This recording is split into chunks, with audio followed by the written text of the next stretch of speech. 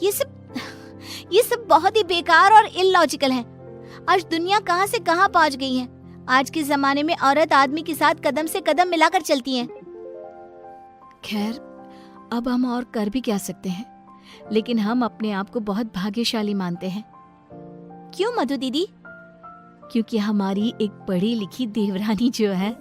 हाँ, आपको पता है मधु दीदी, आप ना बहुत क्यूट हो, आपको किसी की नजर ना लगे। जब सभी हॉल में एकत्रित होते हैं तभी बिना घूंघट ओढ़े प्रीति को देखकर, प्रीति बहू, अब क्या तुम्हारे लिए दीवार पर बड़े अक्षरों में इस घर के तौर तरीके लिखवा दिए जाए? अब क्या किया मैंने?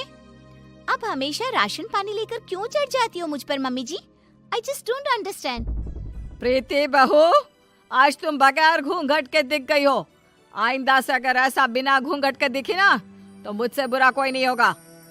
मधु बहू को देखो, सोते समय भी घूंघट ओढ़े ही सोती है, नींद में भी ये हमारे आदेशों का पालन करती है। और हाँ, एक और बात कान खोलकर सुन लो, आइंदा से बड़ों से और अपने इर्द गिर्द के आदमियों से इतनी बदतमीजी से बात नहीं करना। और इस घर की 4 दीवारों में सिर्फ और सिर्फ सरल हिंदी भाषा का ही प्रयोग होगा, अंग्रेजी भाषा नहीं गूंजनी चाहिए। तेज, अपनी धर्म पत्नी को समझा कर रख। प्रीति निराश हो जाती है और अपने कमरे में चली जाती है। रात में वो तेज से कहती है, तेज, ये सब क्या हो रहा है? तुम्हारे घर वाले इतने पागल कैसे हो सकते हैं? अगर मुझे ये अंदर की बातें पता होती ना तो मैं कभी तुमसे शादी नहीं करती। I married you just because तुमने कहा कि तुम्हारे घर वालों को मुझसे कोई ऑब्जेक्शन नहीं है। हाँ तो वही हुआ ना, वो कुछ बोले क्या तुम्हारी पढ़ाई लिखाई पर? अब बाकी कुछ रूल्स रेगुलेशंस है घर की लड़कियों और बहुओं के लिए, अब उन्हें तो फॉलो करना ही होगा ना। आई नो वो थोड़े बहुत गलत है, लेकिन अब हम और कर भी क्या सकते हैं। एक दिन जब यशराज दूध वाले का हिसाब कर रहा होता है तभी ये 3 हफ्ते जुलाई महीने के और 2 हफ्ते अगस्त के, तो कुल मिलाकर पूरे हुए। अरे बिंदु, जरा हमारे ड्रॉअर में से कैलकुलेटर तो लेकर आना। जी अभी लाती हूँ। बिंदु कैलकुलेटर लाती है और तभी प्रीति भी वहाँ आती है और यशराज को हिसाब करते देखती है। ओफो, ये कैलकुलेटर चल क्यों नहीं रहा? मैं हिसाब कैसे करूँगा? 5 हफ्तों का हिसाब मिलाया जाए तो बनते हैं 680 रुपए, क्योंकि हमने 3 रविवार और 4 मंगलवार को दूध नहीं लिया था रघु भैया से, तो उस हिसाब से यही हिसाब बनता है। मैंने अपने माइंड में ही 1 मिनट में कैलकुलेट कर दिया है। प्रीति बहू, तुझे 1000 बार कहा है ना, रसोई में ही रहा कर। अरे आदमियों के काम में क्यों हर बार अपनी टांग अड़ाने आ जाती है?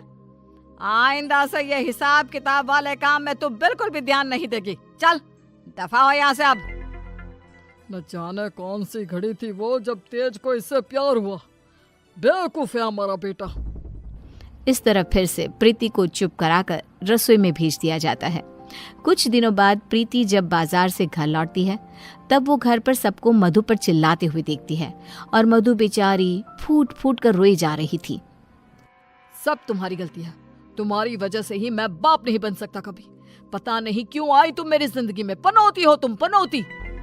लेकिन सागर जी, डॉक्टर साहब ने कहा है कि आपके अंदर कुछ मेडिकल इश्यूज है जिसकी वजह से आप कभी बाप नहीं बन पाएंगे। अब इसमें हमारी क्या गलती है? ओए मधु, ज्यादा ऊंची आवाज से बात मत कर।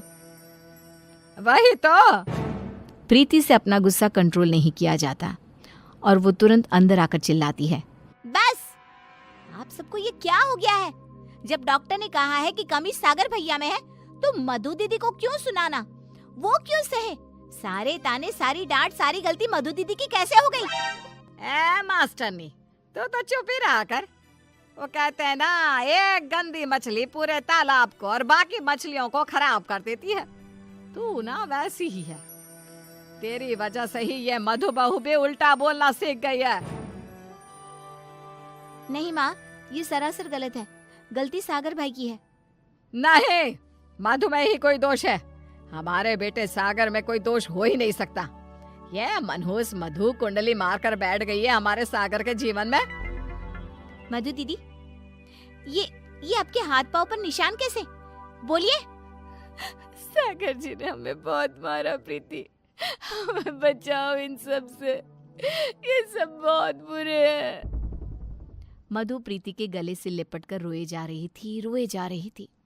सागर गुस्से में आकर मधु पर हाथ उठाने जा रहा था कि तभी प्रीति उसके पास जाकर उसका हाथ पकड़कर मोड़ देती है। मेरा हाथ। एक आदमी अगर गुस्से में शैतान बन जाए तो एक औरत क्रोध में काली का रूप धारण कर लेती है। समझ गए सागर भैया? और आप सब, अरे एक बार ध्यान से सोचिए, दिल से सोचिए ना, अगर ऊपर वाले ने आदमी और औरत को साथ में बनाया है तो हम क्यों फर्क करें? क्यों औरतें आदमियों से पीछे रहे? दोनों साथ में कदम से कदम मिलाकर चल सकते हैं ना, साथ में काम करके अपना घर, अपनी गृहस्थी चला सकते हैं ना। गलती सोच की है, अगर सोच बदलोगे तो ही बदलाव आएगा, वरना जमीन में ही धंस के रह जाओगे। उतने में तेज अपने साथ पुलिस अफसर्स को लेकर आता है। सागर भाई, आप मेरे बड़े भाई हो, लेकिन आज जो मुझे आपके बारे में पता चला, कैसे आप मधु भाभी को मारते हो, उन पर अत्याचार करते हो, इसके बाद से आप मेरे कोई नहीं, मेरे लिए आप ना के बराबर हो गए हो। इंस्पेक्टर साहब, गिरफ्तार कर लीजिए इन्हें।